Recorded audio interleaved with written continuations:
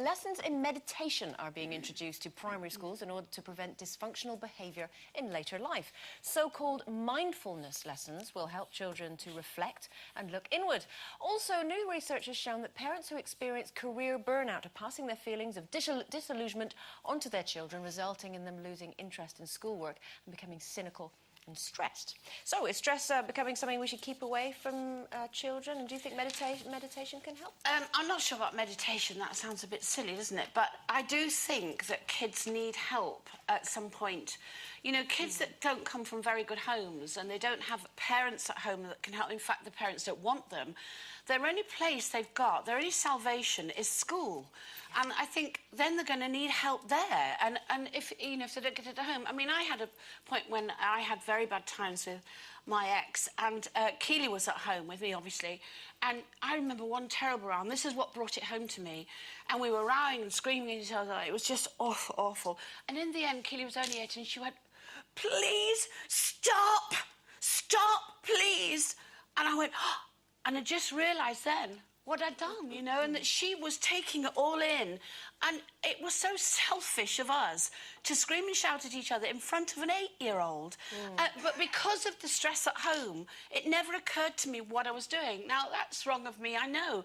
But the thing is, she had me, but some kids don't. They come from homes where they have no help, nobody loves them, so where are they going to go? Somebody's got to help these kids, haven't they? But teaching meditation in schools is kind of saying, oh, you are going to be stressed, so here we are, let's teach you to meditate so you can be calm when you have to deal with it. No, you don't meditate just because you're stressed. Sometimes, I mean, if you look at other cultures, there are a lot of, you know, a lot of different religions. Something that hasn't happened yet. But let's not call it meditation then. Let's call it some kind of help. I mean, there are stressed kids. I think that, I mean, there's obviously a problem that needs to be... Well, because, I mean, it's not just because of us and Sherrie. I don't think you should give yourself a hard time, because I think, you know, as parents, it's impossible to keep everything hidden from the kids. Sometimes it just gets too much and it comes out. And even when you do think you've hidden it, it's almost like they're psychic. They pick up on body language and they know it's going on anyway.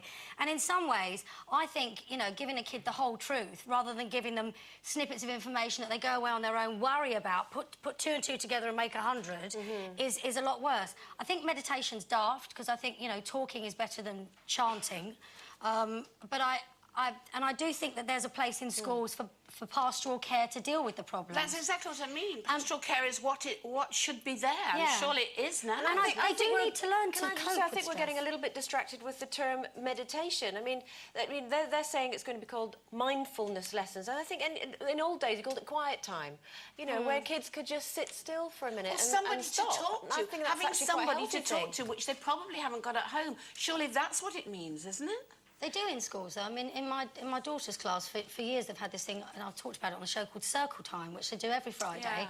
All the kids sit down and they all share with each other the things that have worried them, either about home or school or anything. God, I'm so glad I got kids. I know, and it is lovely. I do. I'm reading the paper all the time. Kids are having happiness lessons because they're all depressed, and, you know, I've even got friends who've said their children are depressed. You know, they've been diagnosed with... they're kids. You know, I know it's like, oh, the good old days and all of that, but when I was little, kids weren't stressed, they weren't depressed, they just got on with it. And actually, you know, all kids experience something bad. You have to. You can't... Everything can't be great all the time. Otherwise, you think life is all rosy and perfect all the time. You've got to have bad stuff, and you've got to be able to learn to deal with it.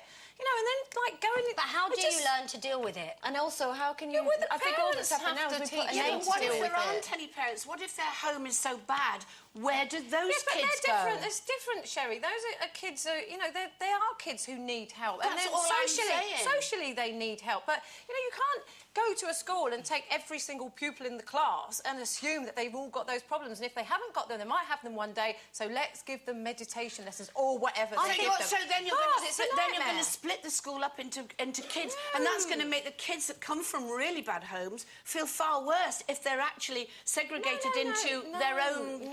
I think the point that you were making, you know, you were saying about the good old days, nowadays. I think the difference is now is we give names to things that maybe in the 50s, 60s, 70s, you talk about everyone had bad times. Nowadays, we call it, dysfunctional families or children suffering from depression. I think really the symptoms and what's caused them has always been there. Now we just have I think we deal with the problems in a different way. We try to entertain them by buying them gadgets and keeping them amused and occupied, rather than actually having quiet time at home where you say, you're not right, is there something worrying you? Because kids just disappear off on computers and all the other stuff, and they get lost in that world. It's up to us. Stimulated. They need to be bored now and again, and they need to be able to make conversation and communicate, which they don't, because they're always doing that. You're always doing that. She's always all right, but I can talk. Look. Twitter this, Twitter that, Twitter. That's a matter of opinion. OK, it's competition time. And